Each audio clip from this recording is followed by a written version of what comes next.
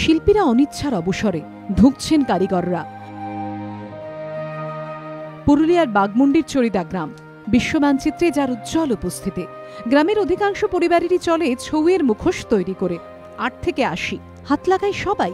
অন্য শীতে অন্য মুডে থাকে চরিদা, কিন্তু এবার মুখোশের স্রষ্টাদের মুখ থেকেই উধাও হাসি।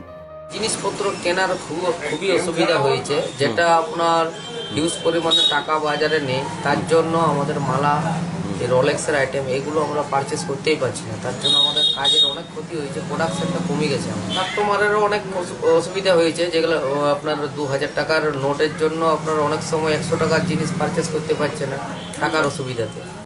লোকশিল্পের টানে প্রতি বছরই পর্যটকের ঢল নামে বাঘমুন্ডির এই মুখোশ গ্রামে। ব্যাগ ভর্তি করে রকমারি ছৌ মুখোশ কেনে অনেক মুখ, সেজে ওঠে পর্যটকদের ড্রয়িং রুম। কিন্তু এবার আর সে ছবি নেই, মুখভার মুখোশ শিল্পীদের। হংসরাজ সিংহের রিপোর্ট, এবিপি আনন্দ, পুরুলিয়া।